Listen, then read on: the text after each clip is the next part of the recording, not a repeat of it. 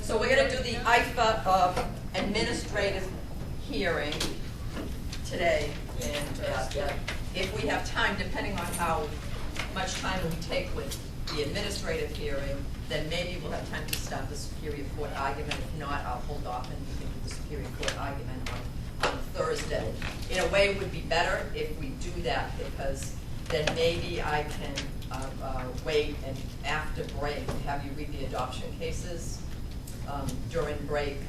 And we have talked a little bit about termination of parental rights in terms of the C&P process anyway, but I want to be able to sort of just go through the adoption cases really quick so that we can get to the mock hearing. I know I'm looking ahead, but hopefully the IFA hearing will take most of the class time, and then we can do the Superior Court argument, and then we're finished with medical neglect.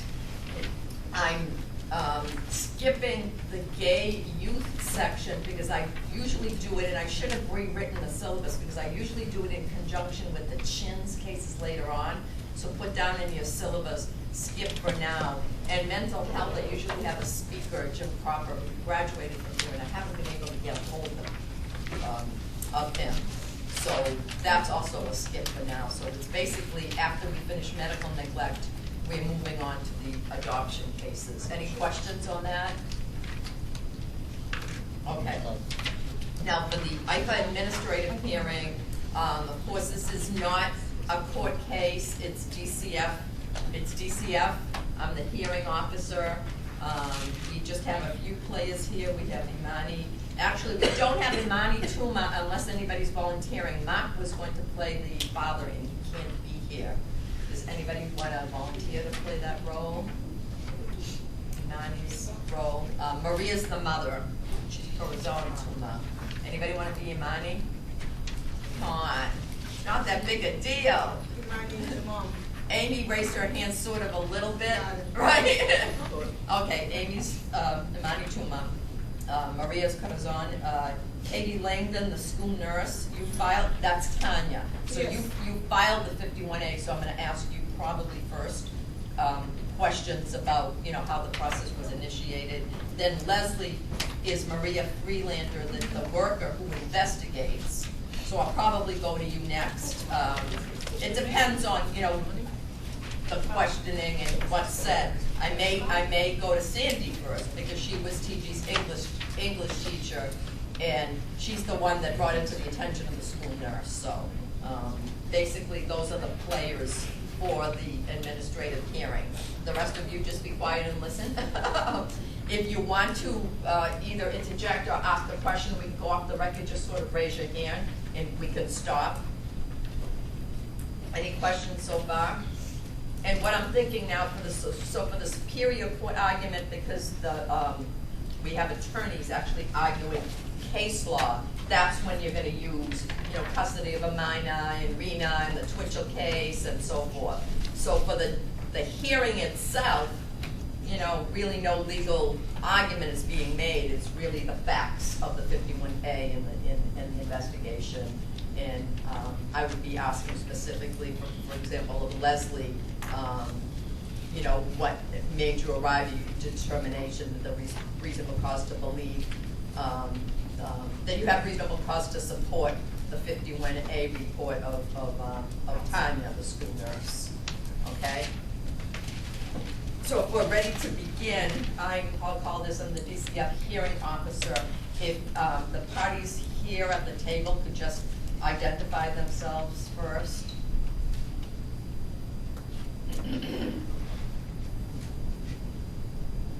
Hello? Whoever wants to go, just identify yourselves first. Okay. John Mono, TG's English teacher. And who's TG, John? TG is the sister Of who? of, I don't know. Who is TG, John? I'm sorry, who is TG again? She's the sister of who? Jamil. Okay. Yeah. And who's Jamil? Is the child in question, Okay, and the parents are Amani and Carlos. okay, all right, thank you. Who's next? Okay, I'm Marie Freelander, the DCF investigator. Okay, Investigator. all right. Thank you. It's going along great. Who's next? And I'm Corazon Tuma. Nice to meet you, Mrs. Tuma. Thank you, Mom. And I'm Imani Tuma. Dad. nice to meet you, Mrs. Hey, how you doing? How you doing, Mike? So I'm And- Patsy London, nurse from Victoria. Okay, so you're the person who filed the 51A. And what was the basis of your information for filing I had 51A? a lot of concern regarding Jamil, which a 10-year-old boy in high school, that I have reason to believe that he's being neglected. I'm sorry, you I have have reason? reason to believe that he's being neglected. How did you have reason to believe he's being He's neglected? been sick for a couple of days and never went to the hospital and never got into it. Never got any prescription for antibiotics. Hold on a second. So have you you said he's been sick for a couple days? Yes. Let's make it like The 10 cold. days. The flu, okay, yeah, cold is really good, yeah. He's been sick Have for you, 1 week. have you seen him at all Before, yes. before he went home? He went home and was sick. So I called home, spoke to the mom, Yeah. and he never got back because I was concerned he never returned to school after a week, after 3 days, he never came back. So I wanted to know if he was better, but apparently he's not. So I advised mom to take him to the hospital. She said, Hold on a second. How did you know that he was, you said he was sick? oh, I Did he told, come to you like during the school day and say, I'm sick, I want to go he wasn't home? feeling well. I'm sorry? He wasn't feeling well the day before. Okay. So when he went home, never came back to school, I called the mother and spoke to the mother. Okay. And? And the sister, I heard from the sister that he never went to the doctor and he was waiting for the uncle to take care of him. Okay. But the uncle, Wait a minute. You called home. He went home on a certain day. Yes, Say nothing for all purposes, say he went home on Monday. on Monday, When did you call the house? after having heard from him for 3 days, I called. For 3 days? Yes, So on Friday, on Thursday? Thursday. And you called the house and spoke with The Mrs. mother, Tuma? And what did the mother say to you? that is still feeling sick, but I advised the mom to take him to the hospital. Why did you do that? Because I was concerned, because I'm in flu season, and it's easy for the kids to get infection or short cold due to the cold, to continue symptom of the cold after weeks. Kids usually end up with the situation where still they get the infection most of the time. So I was concerned, I actually wanted to take him to the hospital. And then, Just to be checked, just to be checked. okay.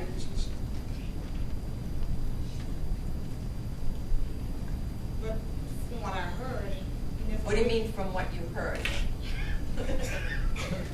The school, okay, the sister, which is the student at the school also. Jamal has a sister? Yes, the sister teaches. She goes to school to the school too? at the Jerry. You said Jamal was 10. How old is his sister? The sister is She's 12. 12. She's 12. What years older? Thank you, Mr. Jamal. How years older? Yes, in the middle school, yeah. And what about the sister? She, I heard Jamil was waiting for his uncle, which went out of state performing some kind of ceremony.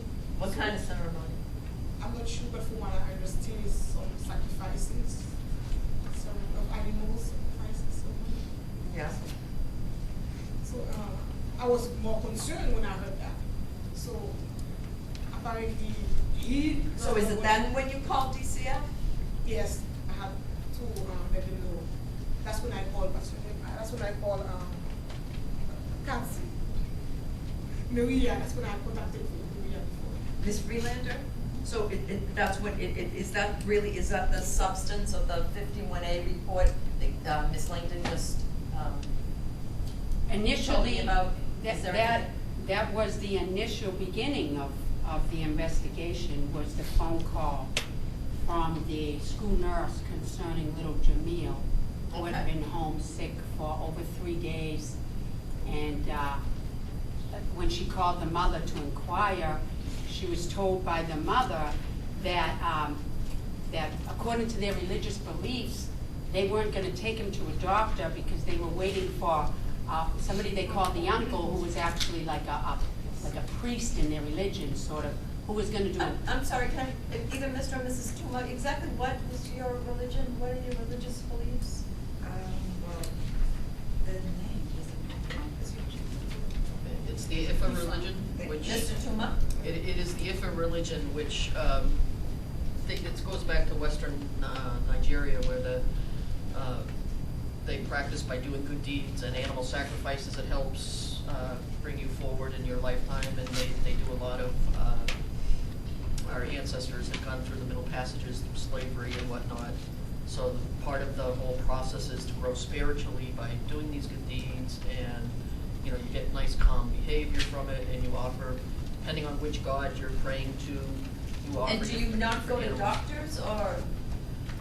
No, we give it to, we don't seek medical attention because we do our praying and our rituals. My great uncle is a priest within our religion, and he performs ceremonies with the sacrifices that help you get well and bring yourself forward.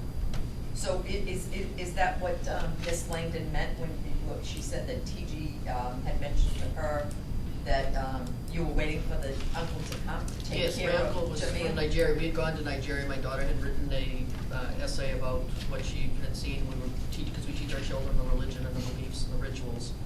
And my uncle is currently in South Carolina right now, and we're just waiting for him to come up.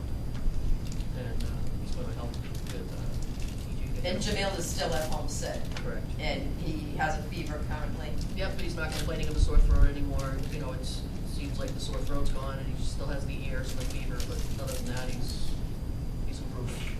Mrs. Tuma, did you want to add anything that your Well, husband it's just? just that, you know, this is what we do, this is our tradition, and if any of the family members get sick, this is what we would normally do. We don't believe it's necessary to go to a doctor as long as we practice our beliefs. If we have to do an animal sacrifice for the sake of one of our family members, there's nothing wrong with that as long as we know there's gonna be a positive result. Okay, let me go back to you, Ms. Friedlander. Yes. After speaking to the mother and inquiring as to what they were going to do about the young son's illness, he had been complaining of his ears hurting, a sore throat, a fever. After 3 days, the mother confirmed that he was actually getting worse. And when I asked her about getting him some medical help, she said no, they were refusing medical help because of their religious beliefs. And because of this, I believe, on behalf of the department, that this is placing the boy at increased risk of physical harm due to his medical condition. And I feel very strongly that we need to intervene at this point and get this. Well, you boy- already did, you substantiated the 51A, right?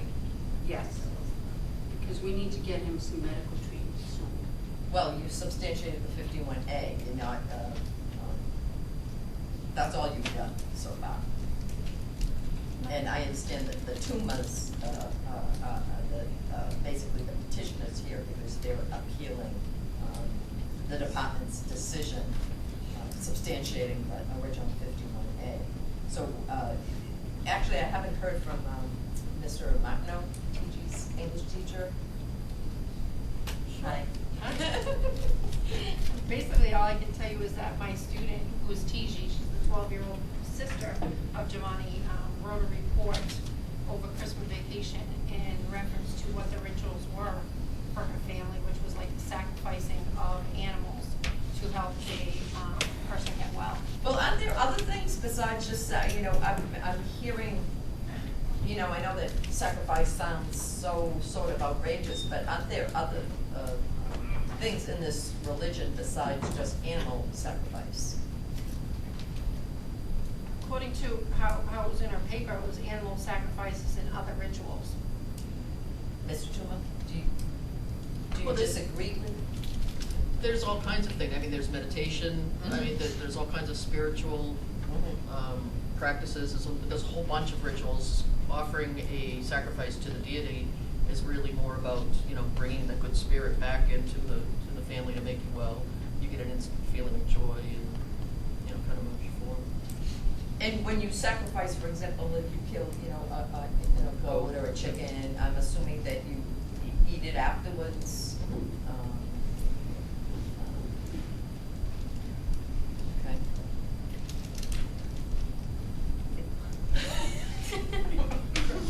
I'll put my food down. What did you say? I said I'll put my food down. So, and again, Mr. Martineau, you're the one that brought it to the attention of Ms. Langdon? Or Ms. Langdon, did you hear about Jamil being sick first? Or did you hear first about Ms. Martineau's concern after TG wrote the paper? I'm a little unclear on that. It's concern. What's that? I heard it, but something's going on. So Mr. Martineau went to you first? Yeah, I spoke to him. Is that? It happened after he was home, then, Oh, okay, so Jamil had already gone to Miss Langdon, said he was ill. Yeah. I'm assuming, Yeah. How did he get home? Did one of you pick him up and bring him home? My Mrs. wife Tuma? picked him up. Mrs. Tuma picked him up? Yeah. Okay. Yes, I did, I pick him up. So again, Mr. Mott, I'm still, why, you know, you have TG in your class, not Jamil. So what made you think about going to Katie, Miss Langdon, to talk about this family? I felt concerned about the fact that she talked about the sacrificing of animals and so forth and what they did in their practice of religion, so it was just a concern for me from what she wrote in her paper. Okay. Ms. Freelander, what's this routine medical care that I'm assuming that's what you're basing, that's what you based your decision to support, to substantiate the 51A, that the parents are not giving Jamil routine medical care? Is that what you? Yes, it's unacceptable that they're refusing to bring him to a doctor to get routine medical care, such as he may need antibiotics, or he has an ear infection, a throat infection.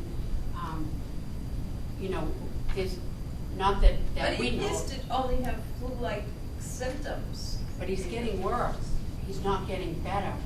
And all the parents have been able to do, have offered to do for him is pray and wait for the uncle to come to do an animal sacrifice.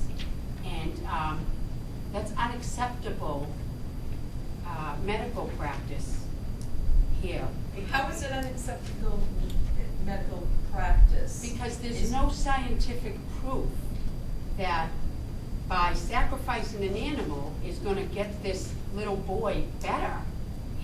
There's a certain standard that parents have a duty to take precautions, you know, for their children. And we at the department believe that these parents aren't even meeting the minimum standards for any parent. You know, we totally respect the religion of anybody to practice, but when it interferes with a child's well-being, you know, we cross the line. We draw the line and we say, no, we have to step in. But it's the flu, it's not cancer. That's We what I don't don't know if it's understand. the flu. There's nobody substantiated what it is. All we've been told it's flu-like symptoms. This boy hasn't been seen by anybody in school for over 3 days. Nobody knows what his real So condition it's is. more like 10 right now. He wouldn't even get on the phone. When I wanted to speak to the boy on the phone, I was told he was too weak to speak to me. So there's an Okay. indication that he's not getting better. So in your investigation, I'm assuming you went to the home. Absolutely. Were you not able to see Jamil when you went to the home? He I did get to see him briefly. He said he was feeling too ill to talk, and he told me that he did not want to see a doctor, that he was waiting for his uncle to come, and that would make him better. But, you know, he's a child. He's going along with what his parents have taught him. But, you know, in the reality of this situation, this boy is getting worse, and the parents are not doing what they should be doing to take care of him medically. And so we have a reasonable cause to remove this child from the home. No, you haven't removed it. All you've done is support the 51A, Yeah, reasonable and they're cause. appealing your decision. We have reasonable cause to believe that the child is being neglected. Mrs. Tuma? Yeah, I just don't understand how can you say that we are not fit as parents to deal with our kids when there hasn't been any complaints about school. Our kids go to school all the time, they're clean, they're smart, they're doing good. And just because of the fact that you don't respect our traditions, our culture, that doesn't mean, you know, we're doing anything bad. We actually, like I said, this is coming from generations to generations. This is what we're used to. And because he is sick and I don't want to go to a doctor because that's not what we do, that doesn't make me an unfit mother. But, well, let me just comment to Mrs. Tuma for a moment. Just to be, I know that you feel very upset at the state, you know, intervening in your life and the state seeming to direct what you should be doing. But all the state has done is substantiated a 51A report. I mean, they haven't gone further than that. They're not seeking at this time to remove Jamil from your care. They're not saying that you're an unfit parent. All they're saying is that there's a reasonable cause to believe, which is a really low threshold, that Ms. Langton's initial report should be substantiated, and that's it. And I know you had your hand, Mrs. Friedlander, you wanted to say something. Going along with what the mother is claiming, first of all, we don't have any proof or she has not been able to substantiate that these procedures or these practices that they use actually do help people to get better. There's no proof that this is going to work. In the meantime, this boy's not getting better. In fact, he's getting worse. And I actually interviewed the principal, Martineau, Oh, Martineau. and the principal. No, and he's Mr. Martineau is the teacher, and the sister's teacher, who initially informed me of the paper she wrote about these animal sacrifices, and so that causes us to have concern about the heightened risk of emotional harm to this boy. There's a heightened risk here of not only physical, but could be emotional harm as well. He's telling me he's too weak to talk to me, but he doesn't want to go to a doctor because he believes that this uncle that they're waiting for, when's he coming, is gonna make him better by sacrificing an animal. Okay, hold on, my assistant Karen also has a question. Good afternoon. I was just curious, the 51A that was supported by the department, was that for abuse of the child, or was that for neglect of the child? No, he's not being abused. It's neglect. It's total neglect. Neglecting And to you give said him before, it's a failure to get routine medical care. routine so- medical care. Do you want to go further with this one? No, just clarify. Well, No, in fact, I want to specify that the home was very nice, well kept. There was food. It was clean. But this failure to get medical care, is it not usually for what appear to be more serious diseases or conditions? We don't know what's how serious this is, because we haven't had a medical opinion that this is Well, just if you the don't flu. know, how can you support it or substantiate it? Does, I think He's not Mr. getting Martineau better. might He's wanna missing help school. you. I'm gonna, He's I'm missing gonna school. I'm gonna kind of go off the record for a minute, just for clarification purposes. I mean, correct me wrong if I'm wrong, Leslie, but it says in the back of your report, it says that you are saying that it's not a medical emergency. So if it's not a medical emergency. Well, that's what I'm getting at, so you Right. don't have to go off the record, that's a great question. So it's not a medical emergency, and the reason why you're worried is because the animal sacrifice and other rituals, which would be a heightened risk of physical and emotional harm to the boy.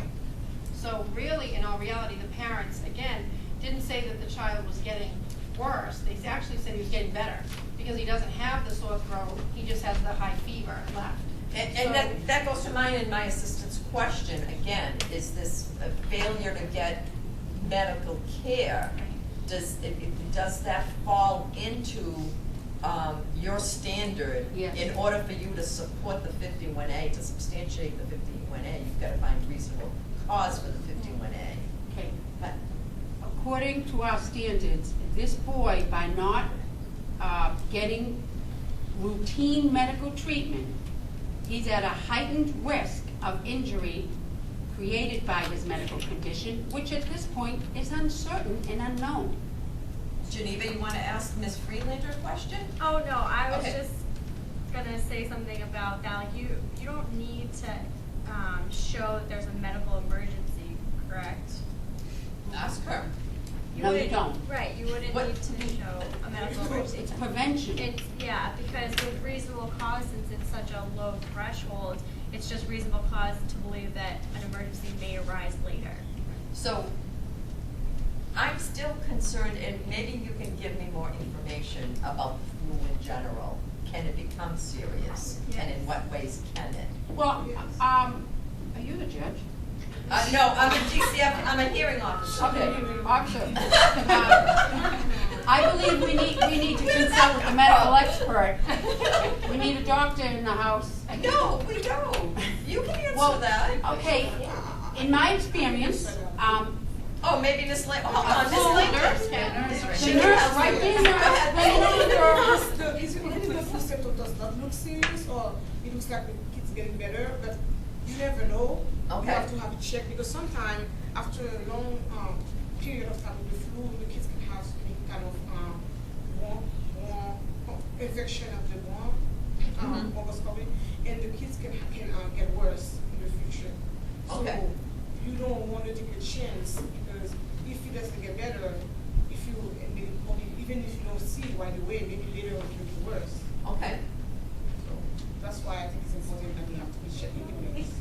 Mr. or Mrs. Tuma want to say anything? I think the biggest concern that we're seeing here is that you don't understand the religion and the practices and the rituals. I mean, Okay. this is all about communication with, getting us in touch with the spiritual realm. And the sacrifice is just really about rearranging the forces of the universe and bringing everything back together again, and how they work, make it positive. The sacrifice is sending a message, because animals communicate better with the gods than we are able to. I mean, they can, an ant can smell sugar where we can't, where a human being cannot. So by sacrificing the animal and letting the animal go up, it's bringing that message to God to help our son. Our son has already got rid of the we need sore throat. proof of that. We need proof that that is going to make this child better and has indeed made other people better. We haven't been given anything other than your beliefs. Now, we have children from all walks of life in our school who practice all kinds of religions. We treat everybody the same. If next week this situation comes up with a Catholic or a Buddhist or a monk or anybody, we're going to do the same thing. Our job is to look out for the best interest of the children. This child is sick. This child needs to be seen by a doctor.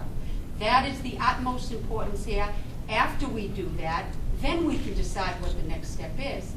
But right now, this child could be getting worse, and it could become deadly. He's getting Yes, better. flus can kill people.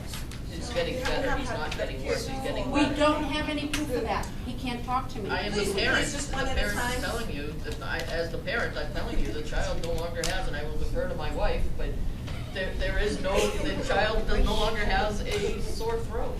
And isn't Okay, this can I supposed to just be- read to you from some of the regulations now? I heard talk about medical emergency, and I know that you acknowledged that it isn't a medical emergency, but just to have you know, here are some of the conditions that do constitute a medical emergency. Severe profuse bleeding is one, choking, a blocked airway, unconsciousness, cardiac arrest, a cardiovascular accident, a fracture, burns, cuts, severe injury, any condition. Now, there seems to be a catch-all in medical emergency. Even though you acknowledge that there isn't one, there is sort of a general, any condition where delay in treatment will endanger the life, limb, or mental well-being of the patient. So keep that in mind. And also under routine medical care, there's things like, shots, physical exams, dental care, family planning, hearing tests, immunization, but treatment commonly prescribed for a specific physical illness, but really venereal disease, vision test, but nothing in routine medical care specifically speaks to flu or what appears to be flu. That's why I kept sort of, Ms. Friedlander and Ms. Langdon, I kept at you in terms of what's the routine medical care that they should be getting in terms of your decision to support her 51A.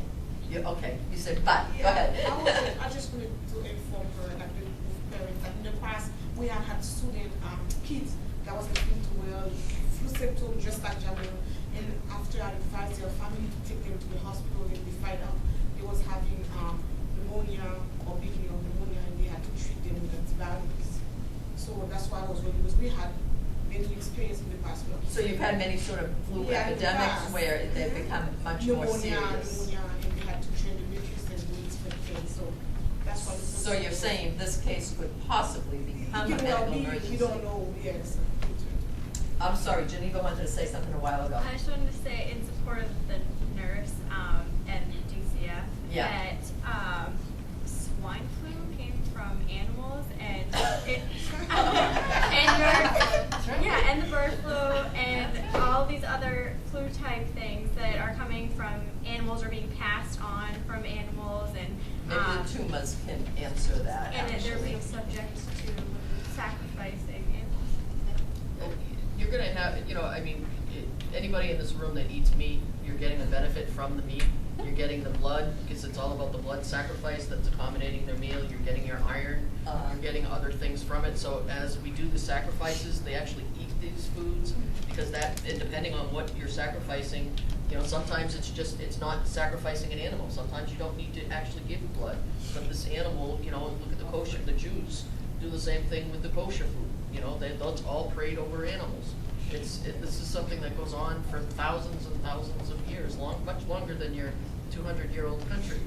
So these are things that get people through, many, many different crises, and the foods are good for them. Are there animals that possibly cause disease? Absolutely. Are there humans that cause disease or cause illness? Absolutely. I think it's it's all. a lot of it is Mr. Tuma, mental. why did you appeal the decision of the department to support the 51B? They obviously are not going further, or they haven't at this point. Right. So what was the purpose of your family going through this fair hearing? Well, they're stating that we're not doing right by our family and by our children. We are doing the right things, and I don't understand, this is gonna come up again and again and again. And they need to understand that we're doing the right things for our family, and we are seeking further advice, because we are waiting for a medical person. Our uncle, my uncle's coming in, and is going to actually help, to make sure that he does get better. I don't understand why you're basically essentially asking us to do something that, you want us to conform to their procedures, but it's not something that, we don't believe in it. Well, wants you to conform to procedures? Again, all the department has done was support the 51A.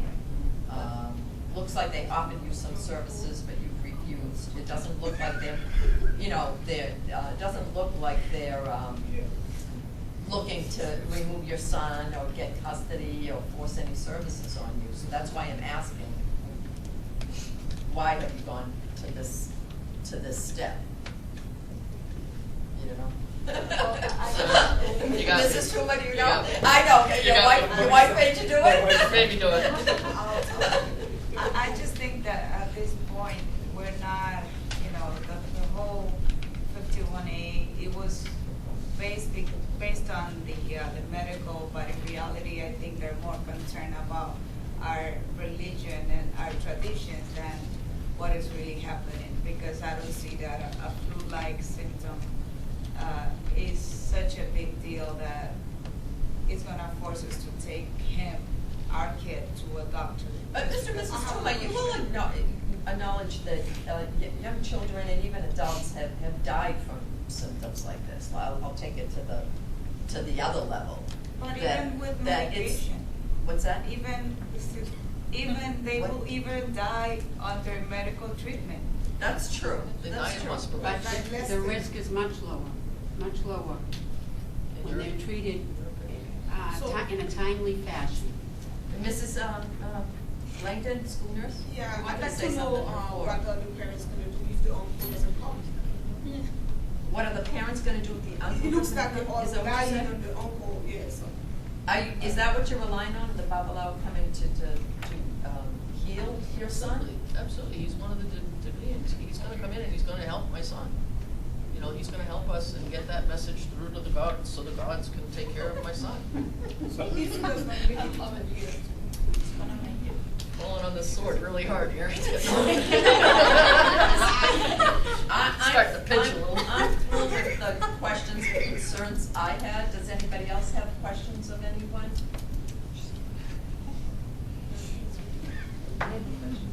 Karen has a question. Of who? Of his father. So hypothetically, your son's fever has spiked. He's unable to eat food. Would you continue to ask the advice of your uncle?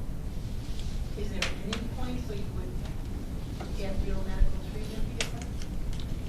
It is up to the gods. I mean, it's purely up to the gods. The gods make that decision. It's not up to me to decide. It's not up to some other person So to make those intervention at any decisions. point? Well, we are doing intervention. We're giving him fluids. We're giving him foods. We're giving him the nourishments that he needs to sustain life, and that's what we're doing. And as well as with their prayer and the meditation and the Has divination. your son been immunized? Has children had any shots? I can't answer that. That's a whole other issue. I can't answer that. It's not in my paper. And it's not the focus of this hearing, so that would. Read between the lines. No. I have one more question of either Langdon or Friedlander.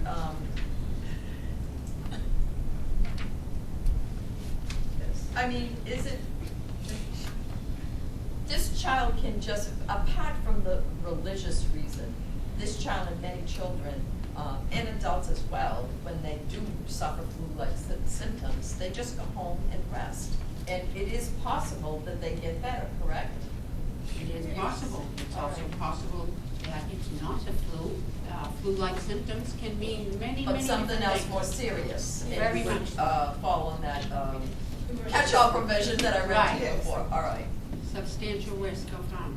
Okay, we can conclude this hearing, and I'll open to discussion now as to what everyone thinks that the hearing officer should do.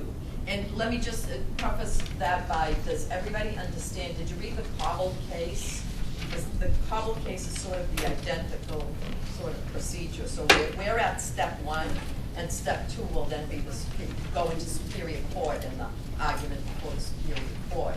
So that's why notice that I kept saying to the Tumas, the department has only gone to step one, and they're not really going any further. you know, they're not pulling the kid, they're not going to file a care and protection case. All they've done is substantiate that 51A report. So notice that I kept asking Mr. and Mrs. Tuma, why are you here? What was your purpose? And what do you guys think? What was the purpose in the Tumas and in Mr. Cobble's case? The purpose of going through all that? I mean, Cobble went all the way to the SJC when the department had closed its case. So why? Why go through the fair hearing if the department's not gonna pull your kids? But that actually stays in the record, and. In what way? In a negative, I would say, but, What record, where? Is it, Say it, it's an R word, it's not record, it's registry, the Yeah. central registry. And that's the key. Wait, You're now in the central, I forget what section of the Central statute, registry. it might be in 29 somewhere in the 20s, the central registry. So because she substantiated that 51A, and I believe it's Karen, maybe you know, a year? I think it's in there for a year. Oh, I don't know. Okay, it's in the statute anyway, but you're there. So what happens next is, say another 51A, you know, gets filed next month when TG gets sick. Absolutely. The parents are still in the registry, even though the department didn't go any further here. But they're saying Yeah. there's reasonable cause and there isn't. Yeah, You know, I mean, the So, child's I been mean, out and you've before. got the right as parents, as anyone affected by an agency decision. This is all agency law, chapter 30, or is it 30A? Agency in general, agency law, administrative agencies.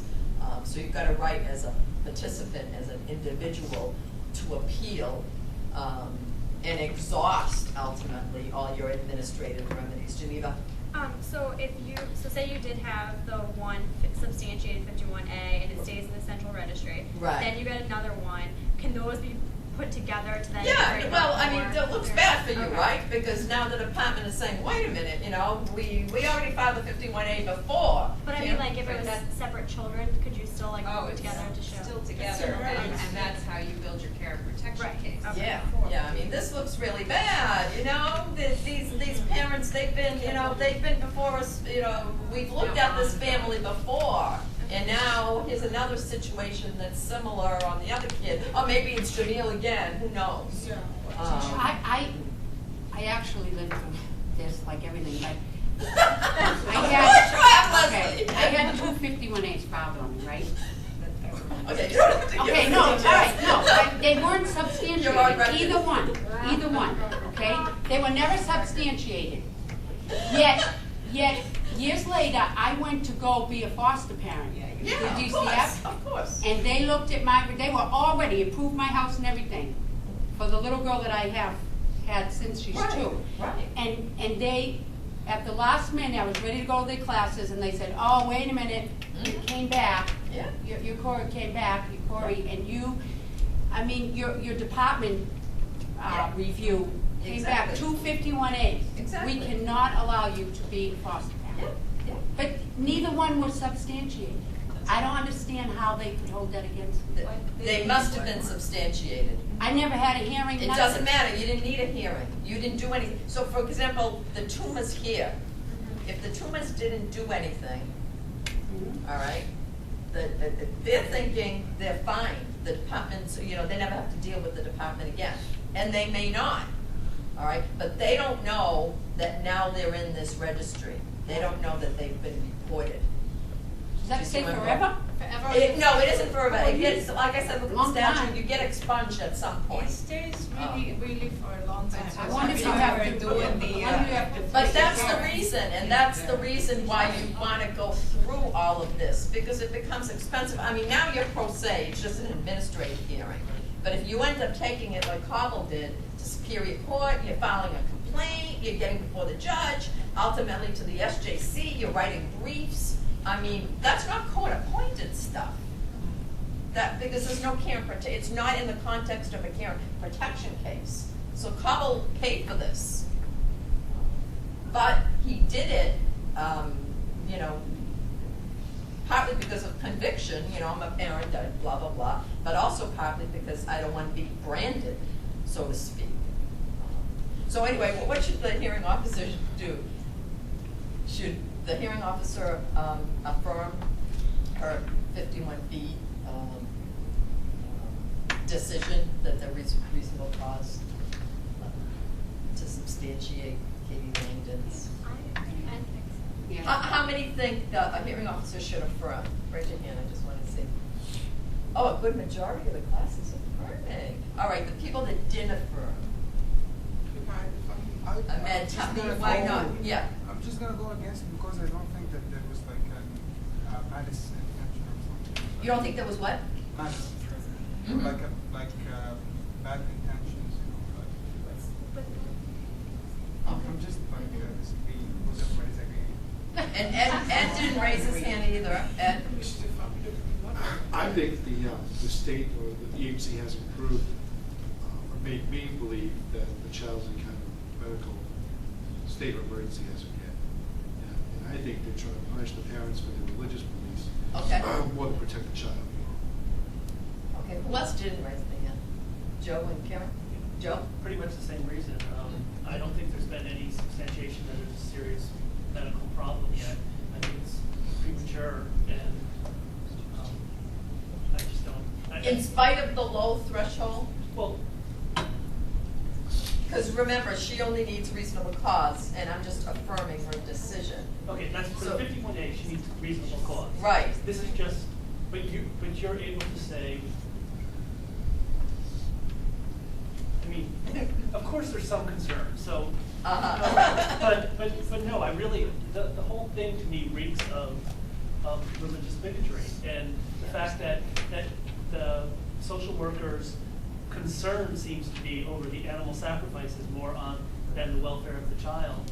It just, I just think there's another element going on here, and as a hearing officer, I would at least want to be cognizant of that fact. I mean, that there's something else going on besides the child who's in serious need.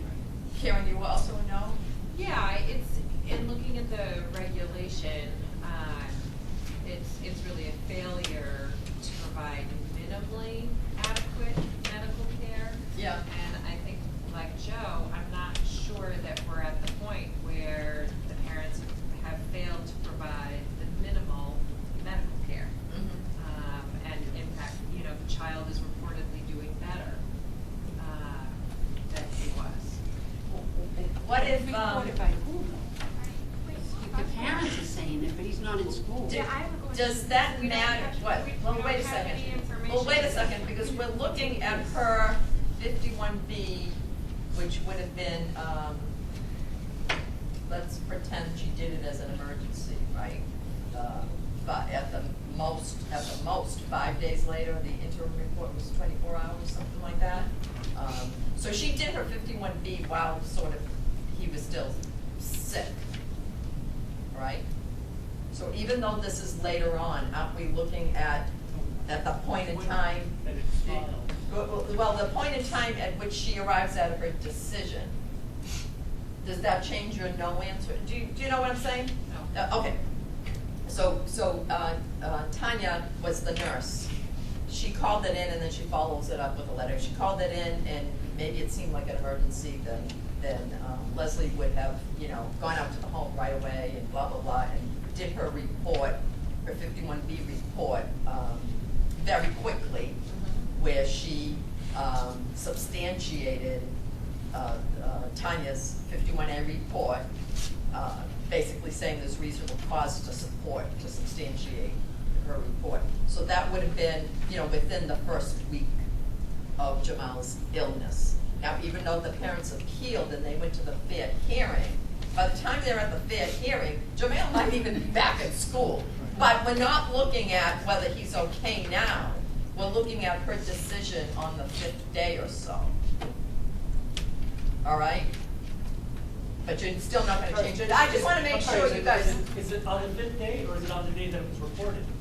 No, we're not looking at the 51A. We're not doing what Leslie had to do. Okay. We're reviewing Leslie, not Tanya, Okay. right? Because Tanya's just the reporter, Leslie is the investigator, substantiates. So I'm the reviewer of that, right? So that doesn't, I'm assuming that doesn't change your answer.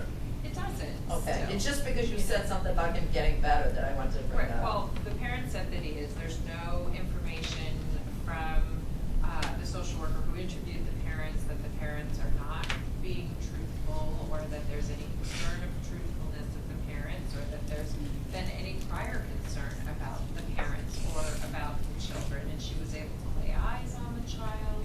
You know, I didn't hear, you know, he didn't wanna talk, Mhm. but I'm not hearing, you know, kids on death's door. And like you said, oftentimes you take a kid, the doctor doesn't even want to see the kid if they have the flu. Okay, So, let me go to Janina, because she had her hand up for a minute. I was gonna say, I just wanna make sure I'm on the right page here.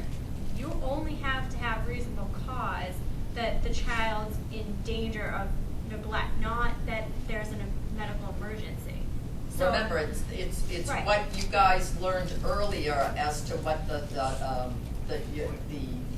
51B, Right. social workers' obligations are. Right, What which her is just standard is. reasonable cause. Reasonable cause. So it doesn't have to be that the child has a medical emergency. And I think that there was plenty to show that the child was sick, and that just because a parent's saying, oh, he's fine now, a child not being capable to talk to somebody because they're so ill, I think is a big deal, because the child was well enough to tell the nurse that they didn't feel good, and now all of a sudden, when you go to the house and you ask to speak, the child can't even talk to you because they don't feel good. I mean, that's pretty serious, because usually the child would be able to say something to you. And so for an investigator to do all this and come up with reasonable cause, which is a really low threshold, I think that everything put together under the totality of all of the stuff that they investigated, and that the child still is sick and it's been a long time of having the flu, that you could say that the child should probably see a doctor right now, and therefore, if they don't, it could potentially be serious danger for the kids. So, and for those reasons, you would affirm. I would affirm, yeah. And how would it hurt anything to have him checked out? Right. What's gonna happen? Their religion But is that's gonna not the hold point. it? the point is Right. that we're saying that these parents are neglecting their child, and we're putting them on a central registry to be known till the end of time, really, because that's what happens practically, okay? As neglecting their kid because they haven't taken him to the doctor because he has the flu one time. And that's all we have, really. You know, if we're gonna take the religion out of it, unless we wanna make it about the religion, which I don't think is a good road to go down, but that's all you have. So think about how many kids you know who have had the flu or of your own, and if you haven't called the doctor in 5 days, you are a neglectful parent at this point. That's what people are saying. And that's my question, is has the teacher not said something to the nurse about the essay in their practices, would the nurse have made the phone call? Because I don't think she would have. Kid's out with the flu, they may have called to make sure the kid was, the parent, the kid was out of school. How long can a kid miss school before? Yeah, that's sort of another issue, and I didn't want to make it like be Right, but I such mean, a it's long a whole, time. like you said, Right. totality. You know, we're talking about educators who need to look at this. Yeah, I'm in. Yeah, if the parents really know that, like they really believe that the priest is gonna have the child, if they believe that, is this considered like negligence also? That's a good question. They really believe it. They really believe it, so- And then, some of the cases that you've read, be they religious or otherwise, the parents, and it goes back to the 14th Amendment rights that when you guys read Supreme Court cases at the beginning of the course, it goes to the family's right to bring up the children the way that they think is best for their children. And they, and only they, and not the state, should know that. So that's a very good point. Maria? But that's, usually DCF has a lot of problems when it comes to cultural backgrounds. Yeah. Especially Yeah. in. And that's why I made this such a, on its face, look so, it's my book. It's inside your other. Oh. So different from what, Westerners are used to. And, you know, Joe made a very good point earlier when he said it looks like it's all about that, and sort of like they're being punished because they're different. So what else did you want to say about that? Just Maria? because, you know, we had many cases, and Lowell is a very diverse community. Yeah. There were, and I often found that there were so many different social workers from different backgrounds, and we needed to act not only as social workers, but as advocates from our own cultures in Yes. front of our supervisors and the whole agency, because they clearly didn't understand much of what was going on within the culture. For example, in the Cambodian community, they had. Which, by the way, I think we're only second in terms of the Lowell, the population in the whole country, and I forget who's first, San Francisco or somewhere, but go ahead. Yeah, they use coining, and that's like they grab a coin and they rub it in the kid's back Yeah. to cure them for whatever pain they have. Yeah. After you rub a coin to your skin for so long, and you see a kid with that, you clearly gonna. Does it look like bruising? Yeah, it's like totally bruising. You're gonna think that somebody was punching that kid, trying to kill it, and it's just their practice. Then we have the African, we have the Hispanic, and it's, Yeah. and then we have all these investigators, and which the majority, not to offend anyone, Oh, yeah, no. are Caucasians, Yeah. you know, and they go into these homes thinking, you know, prejudging, and it's really hard to separate themselves plus the requirements of the department, Exactly. the obligations from what they are looking at, because everything is a risk. Either it is your position to see it as a risk, because if something happens, you're gonna be liable for That's it. right. It is tough, so. It's tough to make the call, yeah. Sorry, I'm just gonna say this other thing.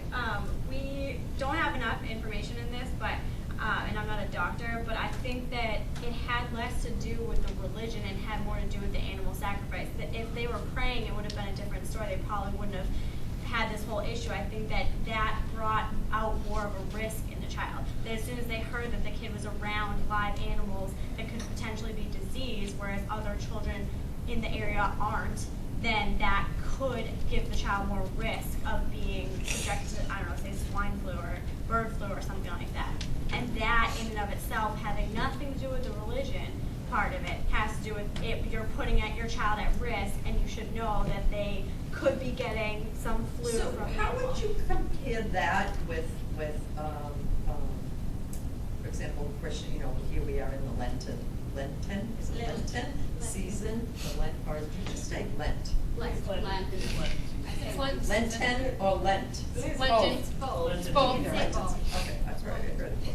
Anyway, we're on that season where, and at the end of the season, when the Christians, be they Orthodox, like I was brought up Greek Orthodox, I don't know what I am now, but, my poor mother. And the Catholics, you know, they're gonna celebrate Easter by, perhaps, cooking some, and Amy mentioned before, some sort of meat. I mean, we always did, lamb, and, Oh, yeah.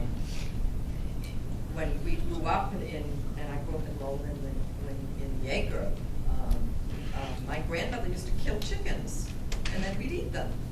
Oh, yeah. So, you know, it was part of our, that wasn't part of our religion, that was more part of our tradition, I guess. But the lamb is a symbol too, you know, even though you may not be killing it. And we would, you know, put it on the, I remember we had a huge bathtub in the backyard, fill it up with coals, put the lamb on the, oh yeah, it was delicious. I'm great.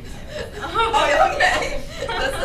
Every- So how is that different in a sense Yeah. from I the don't tradition, I you know? don't think it is. That's what I mean, is I think that it really doesn't have to do with the fact that they're religious and that that's what they do. I think it was put two and two together. The child's sick, has flu-like symptoms, which could very likely be because you're subjecting this child to all these animal sacrifices. But they haven't been sacrificed yet. No, they were. They wrote a report Oh, there was a about it. rooster at the New Year or something, right?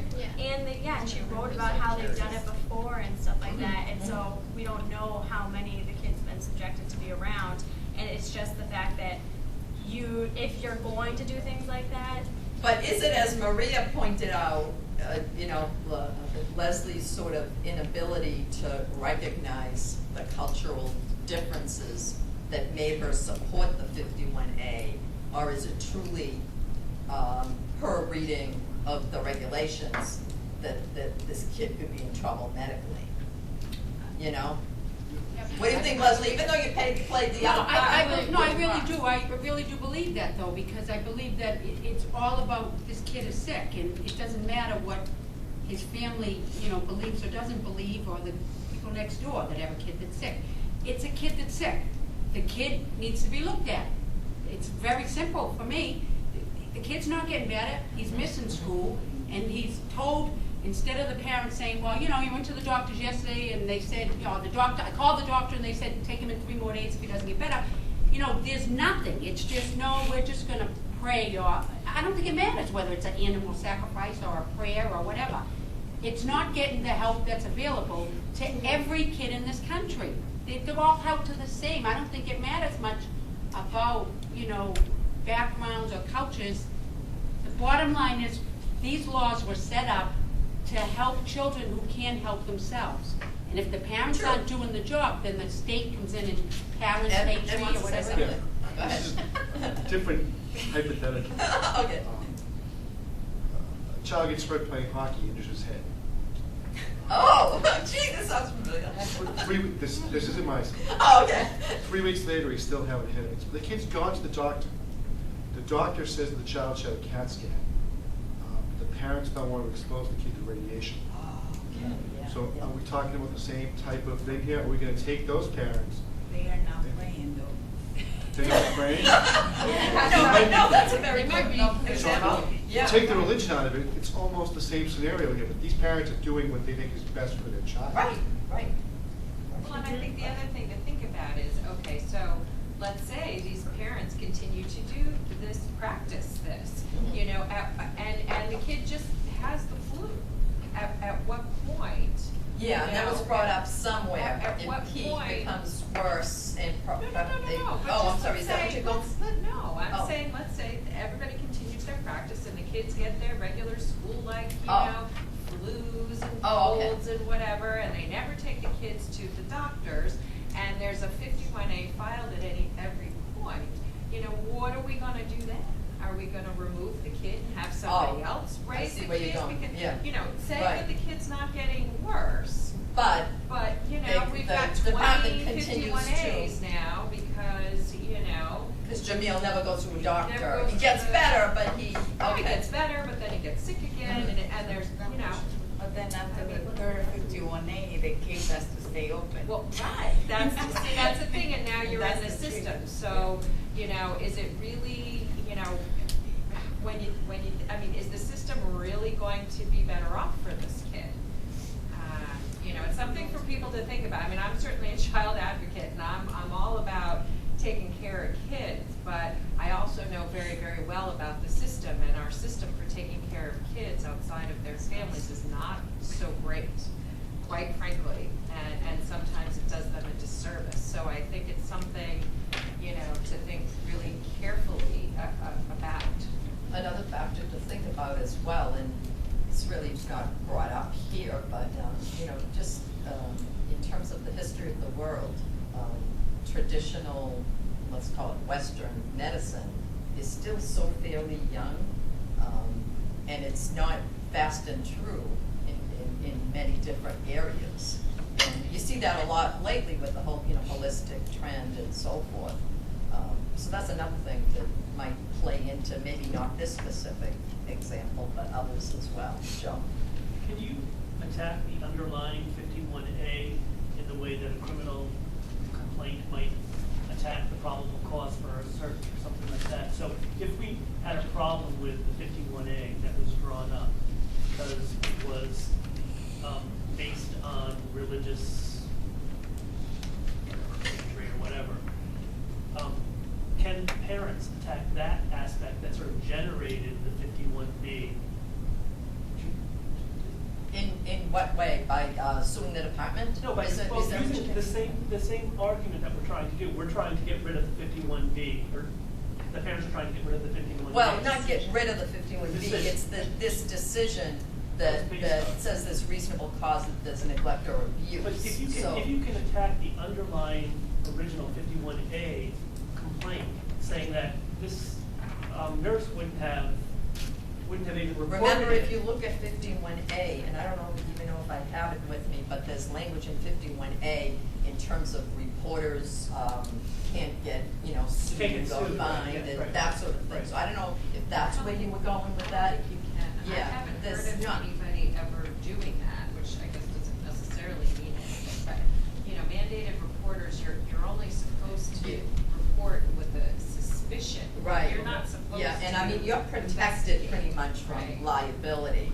So I So don't think you it's, it's the decision that we're going after is grievance in the administrative process.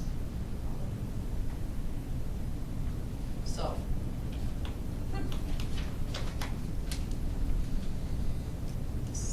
We're gonna suppose that Katie Langdon, but the officer now upholds that decision, and the Tumas, in fact, have gone to Superior Court. And now they're doing just like the plaintiff in the Cobble case did. And so we did take most of the time today, so we won't start. We'll end now.